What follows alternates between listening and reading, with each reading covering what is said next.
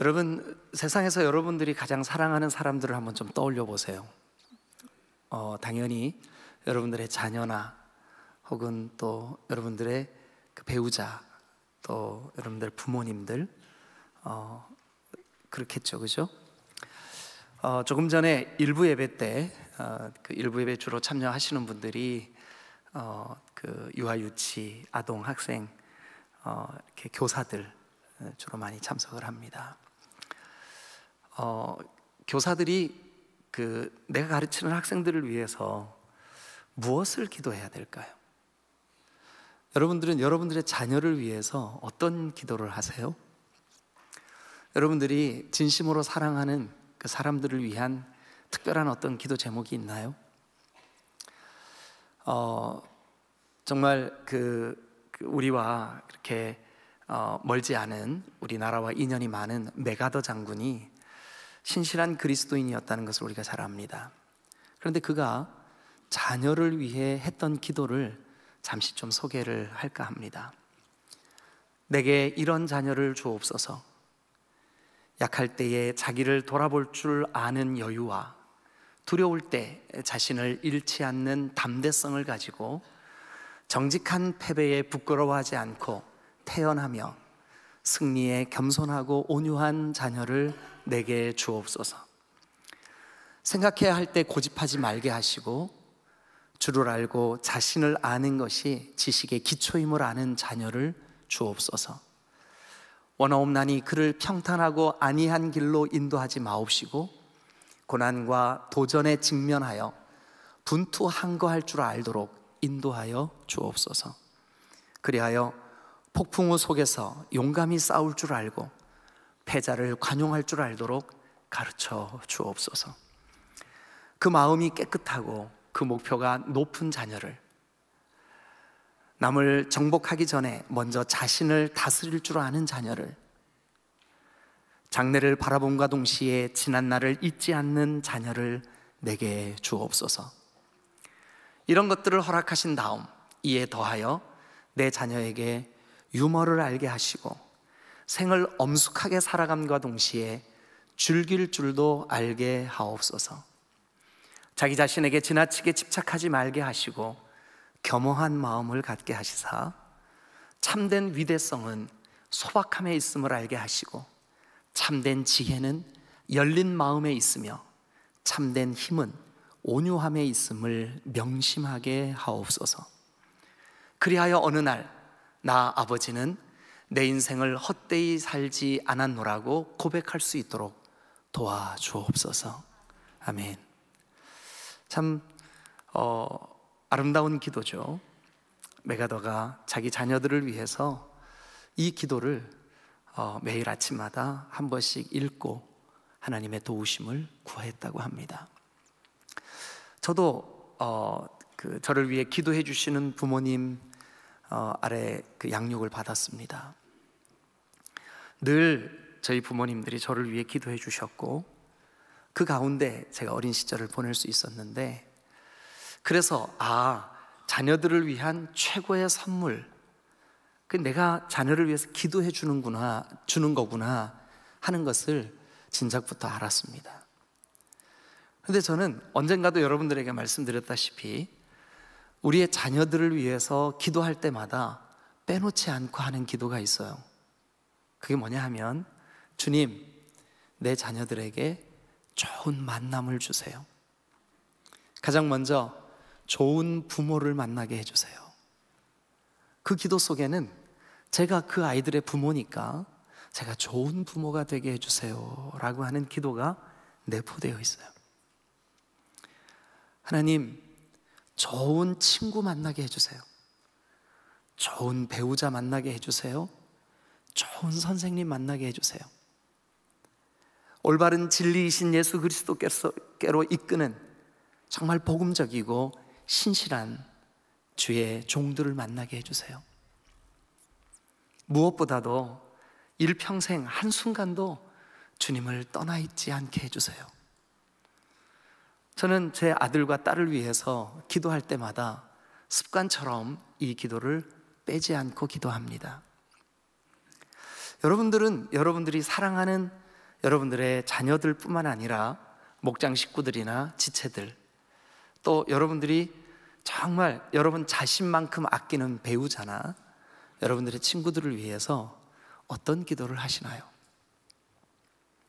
에베소서에는 몇 번에 걸친 기도문이 이렇게 소개가 되어 있습니다. 이미 1장 후반부를 설교를 할 때 그 기도 내용을 제가 한번 소개를 한 적이 있었고, 오늘 기도 내용으로는 두 번째 기도입니다. 우리가 오늘 함께 펴놓으신 본문을 보시면, 자 14절과 15절, 이러므로 내가 하늘과 땅에 있는 각 족속에게 이름을 주신 아버지 앞에, 이름을 주신 그 아버지께, 하나님께 무릎을 꿇고 비노니, 그렇게 시작해서 19절에 가서 보시면 맨 끝에, 19절 끝에 너희에게 충만하게 하시기를 구하노라. 그러니까 14절 15절에 아버지 앞에 무릎을 꿇고 빕니다.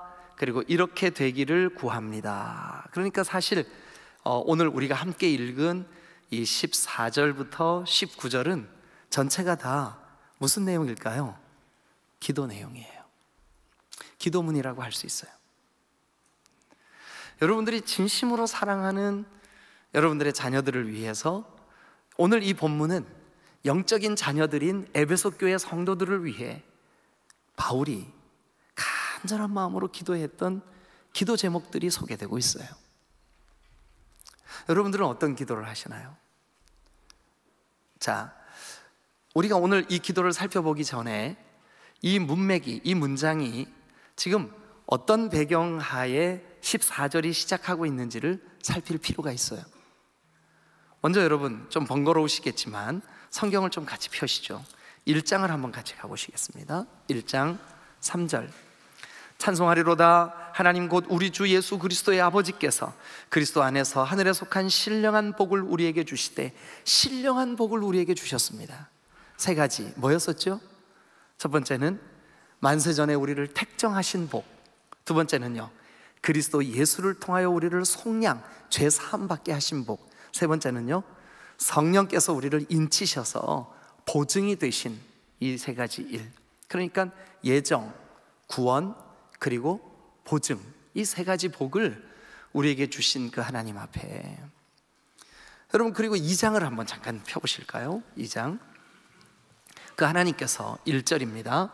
허물과 죄로 죽었던 우리를 살리셨어요. 여러분, 저와 여러분들이 예수님을 진실되게 믿는다면 우리는 새로운 피조물인 줄로 믿습니다. 그리스도 안에 있으면 누구든지 이제 그 하나님께 반응하지 못하고 부패된 영혼으로 살아가던 그 영 죽어있는 그 상태에서 살아나게 된 줄로 믿으시기를 축원합니다. 죽어있을 때 우리가 어땠나요? 2절에 보면, 2장 2절, 그때에 그 죽어있을 때 우리는 그 죽음 가운데 행했습니다. 그래서 이 세상 풍조를 따랐고 공중 권세 잡은 자를 따랐고, 그 공중 권세 잡은 자는 불순종의 아들들 가운데 일하고 있는 영, 그러니까 사탄의 영이죠. 어둠의 영이죠. 귀신들이죠. 그 귀신이 이끄는 대로 살았어요, 우리가. 그래서 전에는 우리도 다 그 가운데 우리 육체의 욕심을 따라 지나며, 우리 육체의 욕심, 이게 우리의 신앙이었어요. 그걸 따라 지냈어요. 그래서 본질상 진노의 자녀들이었어요. 그러나 4절, 거기에 그러나가 빠져 있다고 제가 말씀을 드렸었죠. 긍휼이 풍성하신 하나님이 우리를 사랑하신 그 크신 사랑 때문에 우리를, 그 죽은 우리, 죽어있는 우리를 그리스도와 함께 살리셨고, 그리스도와 함께 일으키셨고, 그리스도와 함께 영광 보좌에 앉히신 줄로 믿습니다. 그것이 이제 5절 6절 살리셨고, 7절 함께 일으키셨고, 7절 끝부분에 하늘에 앉으셨다, 이렇게 우리에게 말씀하고 있습니다. 이것을 우리는 뭐라고 그러냐 하면 5절 끝에 너희는 은혜로 구원을 받은 것이라, 이걸 구원이라 그래요.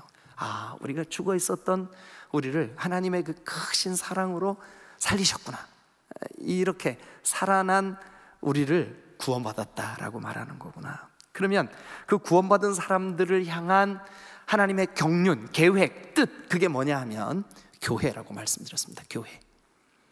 교회를 통해서 우리를 하나님의 가족, 권속이 되게 하셨고 함께 지어져 가게 하셨고 하나님의 성령이 거하시는 성전으로 지금도 우리가 미완성이지만 지어져 가고 있는 교회를 우리에게 주셨다. 여기까지 우리가 함께 말씀을 나누었습니다. 그러면 오늘 이제 제가 말씀드린 1장과 2장의 간단한 요약, 그것을 가지고 14절을 한번 봅니다. 이러므로, 즉 하늘에 속한 신령한 복을 받았으므로, 또 죽었던 너희가 살아났으므로, 새로운 피조물이 되었으므로, 이러므로 우리는 이렇게 기도한다. 그게 이제 15절이죠. 아버지 앞에 무릎을 꿇고 비노니. 그러니까 사실 이 기도 14절부터 19절의 기도는 구원받은 자가 구원받은 자들을 위해 하는 기도예요. 영적인 그 스승이, 사도 바울이 에베소 교회 성도들을 진실되게 사랑하는 마음으로 하는 기도예요. 마치 저와 여러분들이 우리의 가족이든 목장 식구든 교회 지체든 같은 기관이든 여러분들이 사랑하는 사람들을 위해서 기도해야 됩니다. 믿으시면 아멘. 기도해야 됩니다. 그런데 무엇을 기도할까요? 어떻게 기도해야 할까요? 그것을 우리가 오늘 한번 말씀을 통해서 생각해 보도록 하겠습니다. 무엇을 기도해야 될까? 어떻게 기도해야 될까? 자, 우리 16절을 같이 한번 읽겠습니다. 16절 다 같이 시작. 그의 영광의 풍성함을 따라 그의 성령으로 말미암아 너희 속사람을 능력으로 강건하게 하시오며. 자, 한 번만 따라 하시죠. 너희 속사람을 능력으로 강건하게 해주세요. 여러분들이 사랑하는 여러분들의 자녀든 지체든 이웃이든 교우든 누구를 위해서 기도할 때, 하나님, 우리 자녀들의 속사람이 성령의 능력으로 강건하게 해주세요. 네. 할렐루야. 여러분, 속사람을 능력으로 강건하게 해달라는 이 기도 멈추지 마시기를 주님의 이름으로 축원합니다. 네. 여러분, 여기 보니까 속사람을 강건하게 해달라고 기도하고 있대요, 바울이. 우리도 그렇게 기도해야 되는데, 속사람이 있으면 당연히 뭐가 있을까요? 겉사람이 있겠죠. 겉사람이 있겠죠. 여러분, 속사람은 예수님을 깊이 깨닫고 만난 사람, 속사람은 예수님 때문에 새로워진 피조물, 속사람은 하나님의 그 은혜의 복, 신령한 복, 택정함을 받은 복, 구원받은 복, 속량함을 입은 복, 성령께서 인쳐주신 그 복을 마음속 깊이 믿고 깨달은 그 사람, 속사람이에요. 겉사람은 우리가 이해하는 대로 밖으로 드러난 우리의 외적인 사람, 육체적인 사람, 이것을 의미하겠죠. 그런데 여러분, 정직하게 우리가 한번 대답해 보시자고요. 여러분, 겉으로 대답 안 하셔도 돼요. 마음속으로 제가 들을 수 있거든요. 제가 한번 들어보겠습니다. 마음속으로. 여러분, 겉사람을 더 신경을 많이 쓰세요? 속사람을 더 신경을 많이 쓰세요?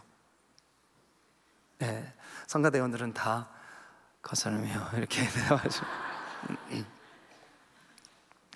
여러분, 겉사람을 위해서는 우리가 아침부터 잠자리에 들 때까지 머리는 흐트러지지 않았는지, 얼굴에 이거 발랐던 그 분칠은 좀 지워지지 않았는지, 밥만 먹고 나면 립스틱 짙게 바르고 이렇게 합니다. 심지어 어떤 사람들은 리모델링까지 합니다. 그래서 하나님이 처음 주셨던 그 모습에 너무 많은 변화가 있었기 때문에 못 알아보실 정도가 되는 분들도 있어요. 겉사람이에요. 사람들은 내가 다른 사람에게 어떻게 비춰질까, 내가 어떻게 무엇을 먹을까, 무엇을 입을까, 겉사람을 위해서는 하루 종일 걱정합니다. 염려합니다. 겉사람을 위해서는 우리가 얼마나 수고를 많이 하는지 모릅니다.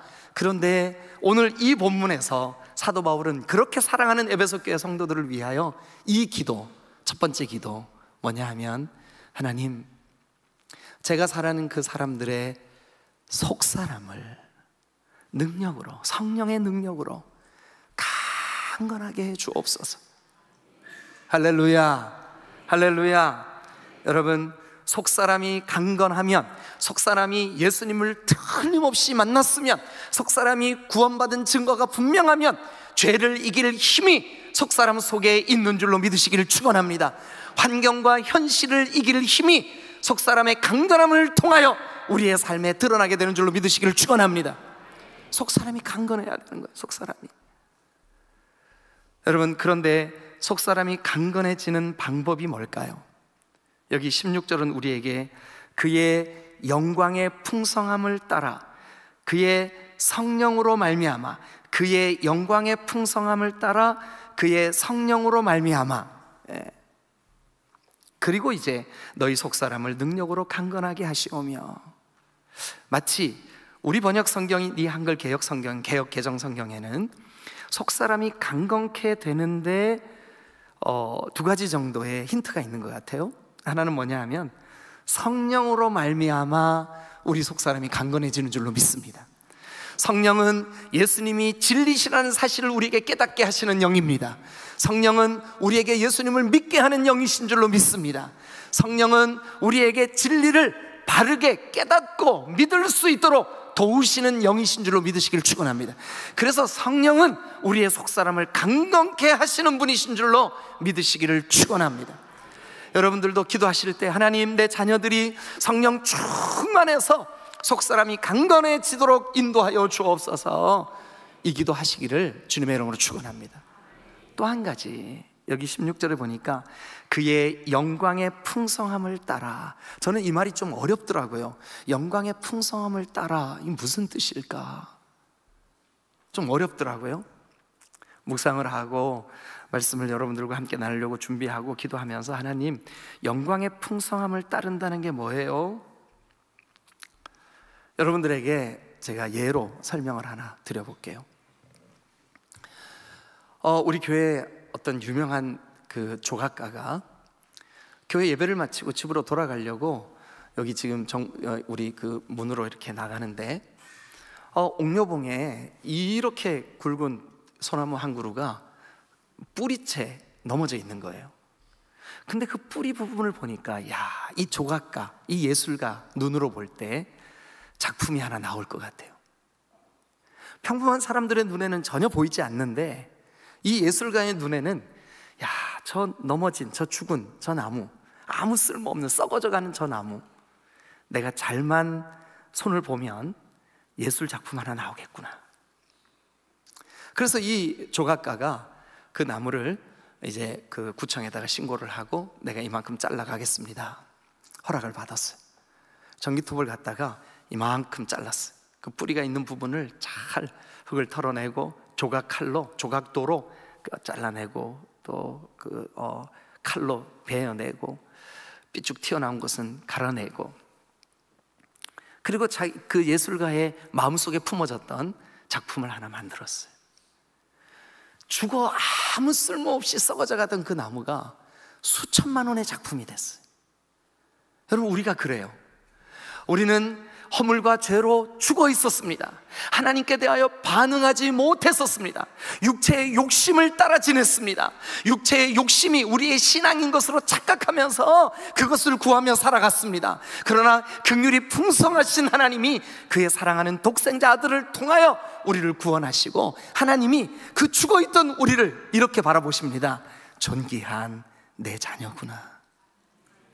너를 통하여 빚어질 영광스러운, 너를 통하여 앞으로 하나님이 뜻하시고 계획하신 너에게 하늘에 속한 신령한 복을 깨닫게 하셔서 이제는 그리스도 예수를 따라 그리스도 예수의 형상으로 아름답게 빚어질, 자, 그 마음으로 16절을 다시 보시죠. 그의 영광의 풍성함을 따라 하나님이 우리를 그렇게 보아주시는 줄로 믿습니다.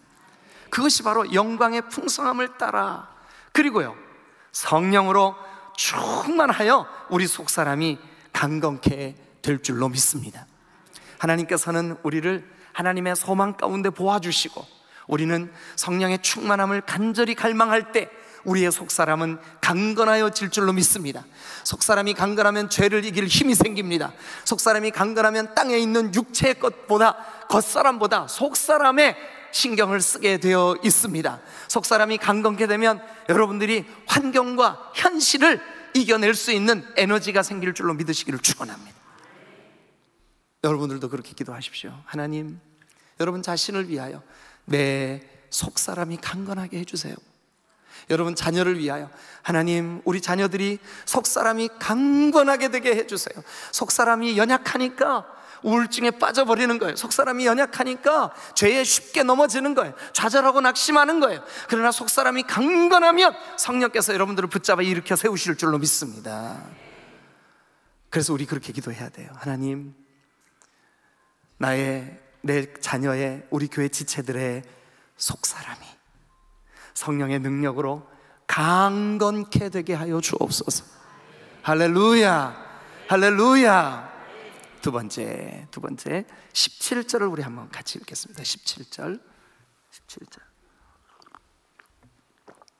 다 같이 읽겠습니다. 시작. 믿음으로 말미암아 그리스도께서 너희 마음에 계시게 하시옵고. 네, 거기까지요. 믿음으로 말미암아 그리스도께서 너희 마음 가운데 계시게 하시옵고.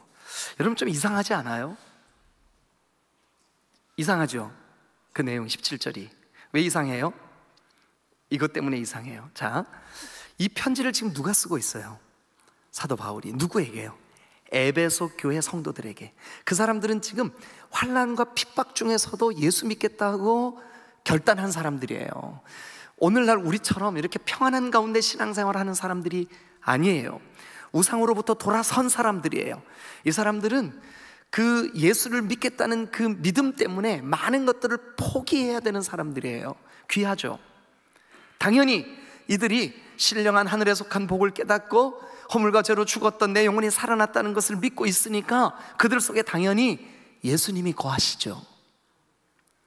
그런데 그들을 위해서 지금 17절에 보시면 하나님, 믿음으로 말미암아 그리스도께서 저들 가운데, 저들의 마음 가운데 계시게 해 주옵소서. 내가 너희들을 위해서 이렇게 기도한다. 내가 그리스도께서 너희 마음에 계시게 해달라고. 그럼 이상하잖아요. 이미 구원을 받았으면 그 안에 예수님 계시는데 또 계시게 해달라고 기도하니까 이게 약간 좀 뭔가 어폐가 있는 거잖아요. 그죠? 여러분, 그런데 예수님을 믿는다고 하면서 예수님이 마음의 주인이 되고 예수님이 왕이 되셔서 나를 통치하시고 다스리시고, 그래서 예수님이 주인 되어 살아가는 사람이 있는가 하면 틀림없이 나도 예수 믿어 라고 하지만 여전히 자기 자신이, 자기 고집이, 자기 경험이, 자기 아주 그 빈약하기 짝이 없는 자기 철학이 자기 삶의 주인이 되어서 이렇게 이끌고 저렇게 이끌고 그러는 사람이 있을 수 있어요. 오늘 여기 17절에 믿음으로 말미암아 그리스도께서 너희 마음에 계시게 하시옵고 라고 하는 말은 그리스도 예수께서 너희 마음의 진정한 왕이 되시고 주님이 되시고 하나님이 되셔서 너희들을 이끌고 주인이 되시기를 기도하고 있다는 거예요. 여러분, 우리가 사랑하는 사람들을 위하여 기도할 때 하나님, 내 자녀들의 마음에 그리스도께서 날마다 풍성하게 계시게 해주세요. 그리스도께서 마음속에 날마다 계시게 해주세요. 계시되 주인으로, 왕으로, 통치자로, 하나님으로, 나의 주인으로 계시게 해 주옵소서. 여러분, 대학생 선교회 CCC, 여기 CCC 출신들도 많으시죠, 그죠? CCC가 주로 그 전도할 때 사용하는 그 소책자가 사형리라는 책이 있어요. 근데 그 사형리에 몇 컷의 그림이 있는데 그 중에 내 마음의 그 보좌, 내 마음의 자리에 누가 앉아 있는가를 보여주는 그림이 있어요. 근데 그 그림에 보면 이제 한쪽은 내가 예수님을 믿는다고 하면서도 혹은 뭐 교회에 출석하면서도 내가 주인인 사람이 있어요. 또 한쪽은 지금쯤 좀 틀어줘야 되는데 방송실 저랑 사인이 지금 잘 안 맞고 있어요. 네. 예, 벌써 나왔어야 되는데 지금 내 마음의 의자에 내가 주인이면 당연히 십자가로 표현되고 있는 예수님은 의자 밑에 계시죠. 그래서 내가 원하는 대로 예수님께 입으로는 주님이라고 불러요. 입으로는 예수님 고백해요. 그런데 내가 원하는 대로 해주세요. 이것도 해주시고 저것도 해주시고.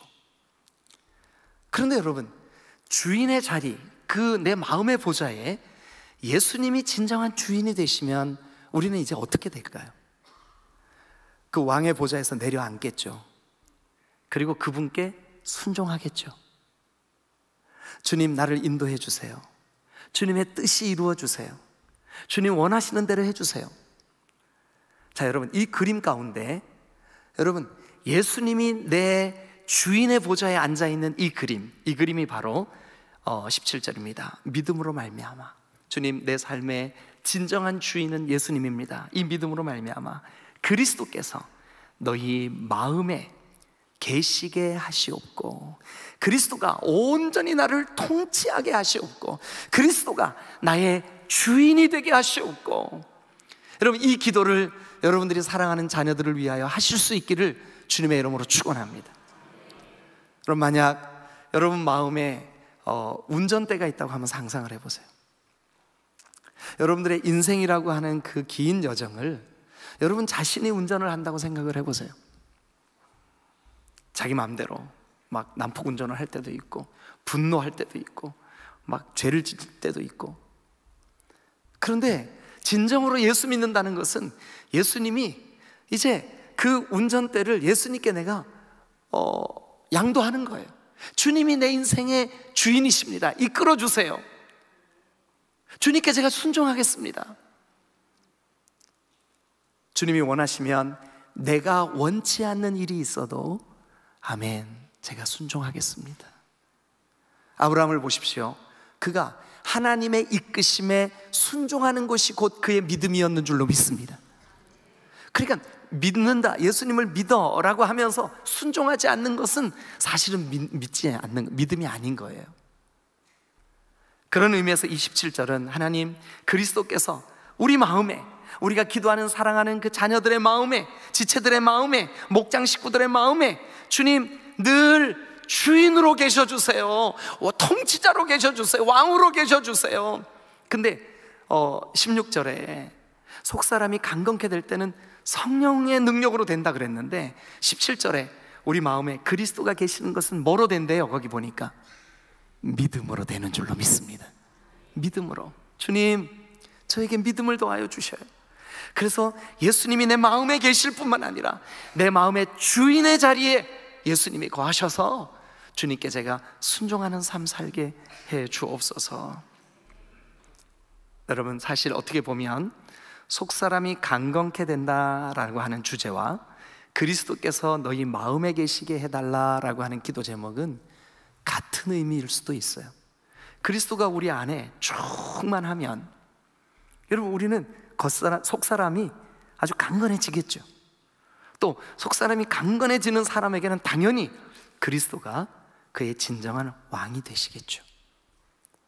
우리 디딤돌교회가 한 사람 한 사람 여러분들의 믿음으로 그리스도가 진짜 나의 왕이시다, 나는 그리스도께 순종하겠다, 내가 원치 않는 일이 생겨도, 내가 원치 않는 방향이 있다 할지라도 주님의 뜻이라면, 주님이 기뻐하신다면 제 안에 그리스도가 운전대를 붙잡고 나를 이끄시는 은혜가 있게 하여 주옵소서.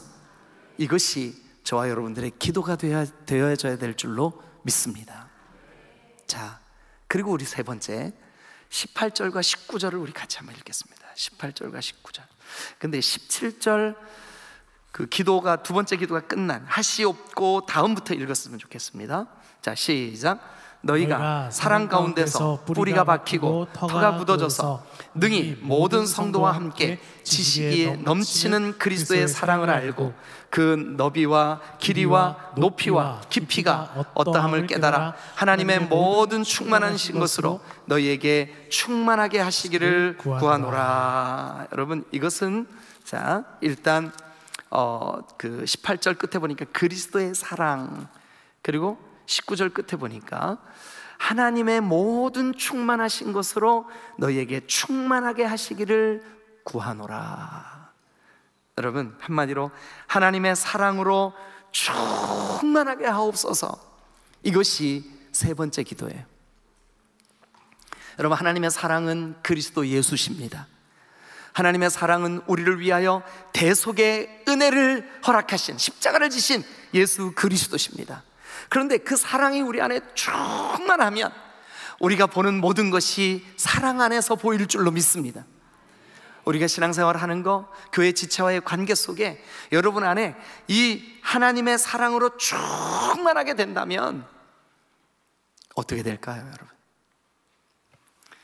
저는 이 말씀을 여러분들과 함께 나누기 위하여 묵상하면서, 너희가 사랑 가운데서, 17절 하반절입니다, 사랑 가운데서 뿌리가 박히고 터가 굳어져서, 이제 두 가지 비유로 우리가 하나님의 사랑 안에 깊이 잠겨야 되는 이유, 그래야 그 사랑의 너비와 길이, 높이와 깊이, 이것이 어떠한지를 깨달을 수 있게 되니까, 그죠?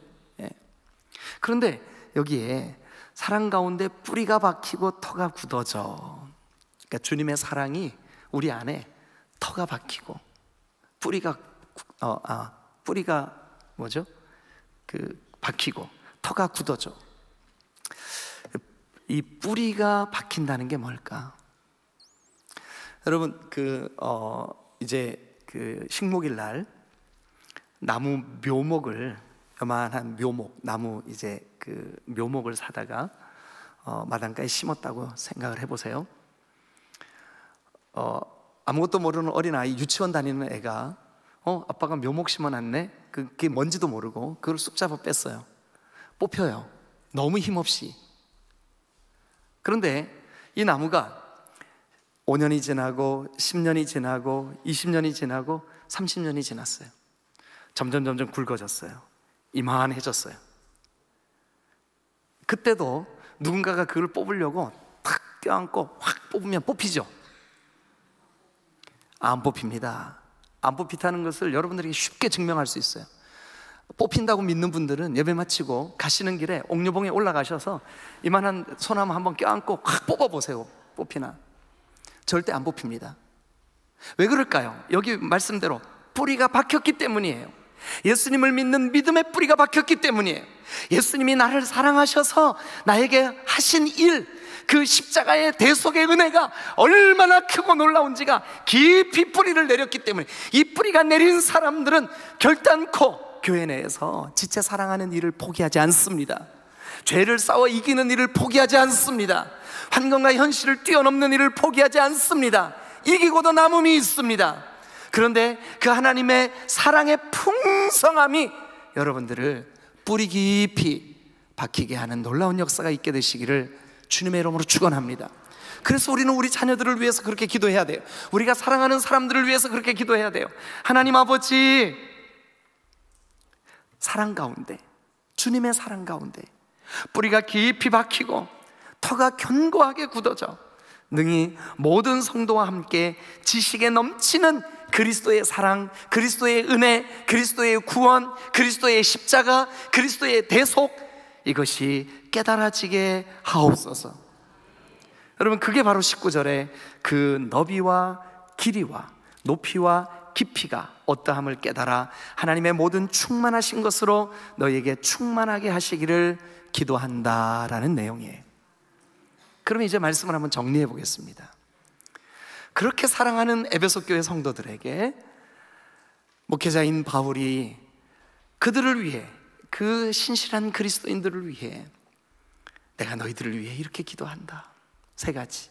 하나님, 저들의 속사람이 강건하여지게 하여 주옵소서.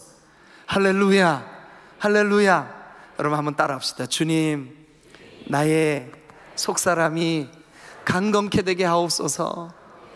그리 될 줄로 믿습니다. 성령 충만하면 그렇게 됩니다. 하나님의 비전, 하나님의 우리를 향하신 그 섭리를 바라보면 그렇게 강건하게 될 줄로 믿습니다. 두 번째는, 하나님, 그리스도께서 내 안에 날마다 거하여 주세요. 그리스도께서 내 안에 날마다 계셔 주세요. 근데 어떻게 계시라고요? 왕으로, 주님으로, 주인으로, 하나님으로, 통치자로, 나의 주권자로 그리스도께서 날마다 계셔 주시기를 주님의 이름으로 축원합니다. 한 번만 따라합시다. 주님, 내 안에 날마다 주인 되어 주세요. 왕 되어 주세요. 나를 통치해 주세요. 여러분, 이것이 바로 하나님의 나라요, 이렇게 사는 사람들의 공동체가 바로 교회입니다. 주님이 이 교회를 복 주실 줄로 믿습니다. 세 번째, 하나님의 사랑을 깨달아서 그 사랑이 뿌리를 내리고 터가 굳어지는 것처럼 내 안에 충만케 하여 주옵소서. 하나님의 사랑이 우리 안에 충만하게 되시기를 주님의 이름으로 축원합니다. 한번 따라합니다. 주님, 내 안에 그리스도의 사랑으로 충만케 하옵소서. 충만케 하옵소서. 이 세 가지 속사람을 강건케 하옵소서. 그리스도가 날마다 내 안에 거하여 주옵소서. 하나님의 사랑으로 충만하게 하옵소서. 우리도 그렇게 기도하는 저와 여러분들이 되실 수 있기를 주님의 이름으로 축원합니다. 만약 우리가 진실되게 이 기도를 멈추지 않고 끊임없이 기도한다면 우리의 자녀들이, 그리고 우리의 지체들이 어느 날 인생의 심각한 위기 앞에 섰을 때, 아, 맞아, 그 목사님이, 그 장로님이, 그 권사님이 나를 위해 기도하는데, 누군가 널 위하여,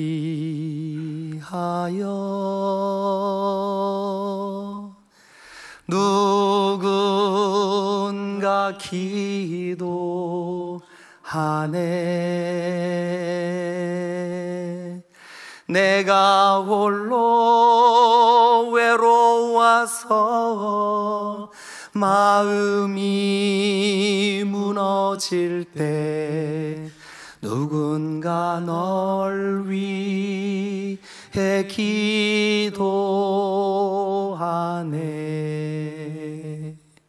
기도하시겠습니다.